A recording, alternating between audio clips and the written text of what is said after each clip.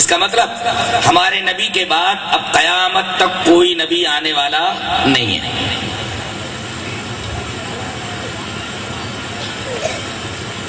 اتنی بات اگر سمجھ میں آ گئی ہو تو بات یہاں سے شروع کریں کہ ہمارے نبی کو دو ہی چیزیں دی گئی تھی، تیسری کوئی چیز نہیں، اور جو چیزیں آپ کو دی گئی تھی وہی آپ امت کو دے کر گئے ہیں.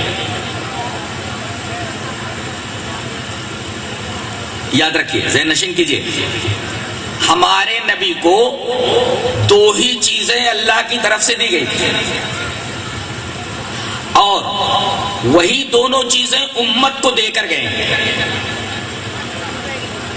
اب ان دونوں باتوں پر جی چاہتا ہے کہ دلیل پیش کر دوں. آپ کو دو ہی چیزیں دی گئی تھیں، دلیل یہ حدیث پاک. وعن المقدام ابن معدی کرب رضی اللہ تعالی عنہ عن رسول اللہ صلی اللہ علیہ وسلم انه قال الا انی اوتیت الکتاب ومثله معه الا یوشک رجل شبعان على اريكته يقول عليكم بالقرآن فما وجدتم فيه من حلال فاحلوه وما وجدتم فيه من حرام فحرموه الا لا يحل لكم لحم الحمار الاهلي ولا كل ذي ناب من السبع ولا لقطة واحد الا ان يستغني عنها صاحبها ومن نزل بقوم فعليهم ان يقروه فان لم يقروه فعليه ان يوقبهم بمثل قراه رواہ ابو داؤد فی کتاب السنہ. حضرت امام ابی داؤد رحمہ اللہ اس حدیث پاک کو ایسے ہی ابو داؤد شریف کتاب السنہ کے اندر لائے. راوی حضرت مقدام ابن معدی قریب ہے، میں نے پوری روایت ریفر کر دی ہے. حضرت مقدام فرماتے ہیں کہ رسول اللہ صلی اللہ علیہ وسلم نے ارشاد فرمایا، سنو مجھے کتاب دی گئی ہے، یعنی قرآن. الا انی اوتیت الکتاب، سنو بے شک مجھے قرآن دیا گیا ہے، اللہ کی کتاب دی گئی ہے. وَمِثْلَهُ مَعَهُ، اور اسی کے مثل، اسی کے ساتھ ایک اور چیز بھی دی گئی ہے. تو پہلی بات تو یہ معلوم ہوئی آپ کو قرآن دیا گیا ایک، دوسرے ایک اور چیز دی گئی جو اسی کے مثل ہے یعنی حدیث، اور تیسری بات یہ معلوم ہوئی کہ قرآن کے ساتھ ساتھ یہ چیز برابر اترتی رہی ہے. یہ قرآن دیا گیا اور قرآن کے ساتھ ایک اور چیز، اور وہ مثلہ جو قرآن حکیم کے مثل ہے. یعنی جس طرح قرآن حجت ہے اسی طرح رسول اللہ صلی اللہ علیہ وسلم کی احادیث جب اسی کے مثل ہے تو وہ بھی اسی طرح حجت ہے جس طرح قرآن کریم حجت ہے. اور اس کے بعد آپ نے فرمایا ایک زمانہ ایسا آئے گا کہ کچھ لوگ کہیں گے کہ تمہارے لیے قرآن کافی ہے، تمہیں حدیث کی ضرورت نہیں ہے، تو قرآن میں جو حلال پاؤ اسے حلال سمجھو، جسے حرام پاؤ اسے حرام سمجھو. آپ نے وارننگ دیتے ہوئے، تنبیہ فرماتے ہوئے فرمایا کہ دیکھو ساری باتیں آپ کو قرآن میں نہیں ملیں گی، بلکہ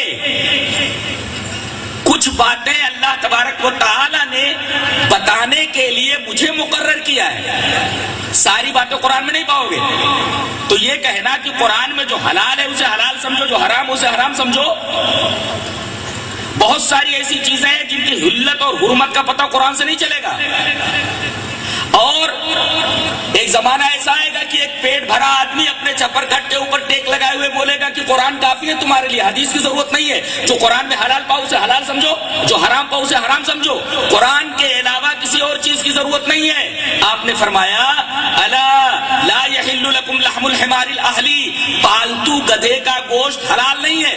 اشارہ اس بات کی طرف ہے کہ اگر تم سے کوئی یہ پوچھے کہ گدھے کا گوشت کھانا حلال ہے یا حرام ہے تو قرآن میں کہیں اس کا تذکرہ نہیں ہے. تو جو لوگ حدیث کو نہیں مانتے وہ گدھے کا گوشت کھائیں. تو بہت ساری چیزوں کی حلت اور حرمت کے بارے میں قرآن حکیم خاموش ہے. نبی نے اسے بتایا ہے. سن 7 ہجری تک پالتو گدھے کا گوشت حلال تھا. سن 7 ہجری میں جنگ خیبر کے موقع پر جناب محمد رسول اللہ صلی اللہ علیہ وسلم کے پاس جبرائیل آئے اور کہا کہ اے اللہ کے رسول، اب تک پالتو گدھے کا گوشت کھانا حلال تھا، اب اللہ نے یہ فرما دیا ہے کہ گدھے کا گوشت حلال نہیں ہے، لہذا آپ اپنے صحابہ کو کہہ دیجئے اور قیامت تک آنے والے تمام متبعین مالکین کو بول دیجئے کہ ان کے اوپر پالتو گدھے کا گوشت حرام ہے، حلال نہیں ہے.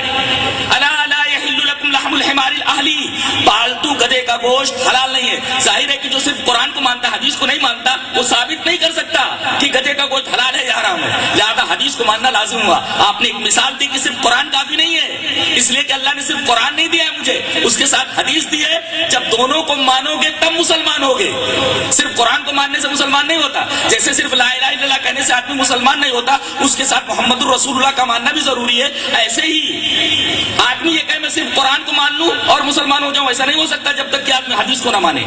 اچھا، اس کے بعد آپ نے ایک اور بات فرمائی کہ وَلَا كُلُّ ذِي نَابٍ مِّنَ السَّبُعِ، ایسا درندہ، ایسا جانور جس کے کچلیوں والے دانت ہوں، پورے دانت کچلیوں والے ہوں یعنی پوائنٹڈ، وہ سارے کے سارے جانور حرام. جیسے نیولا اس کے دانت پوائنٹڈ ہوتے ہیں، حرام. بلی اس کے دانت پوائنٹڈ ہوتے ہیں، حرام.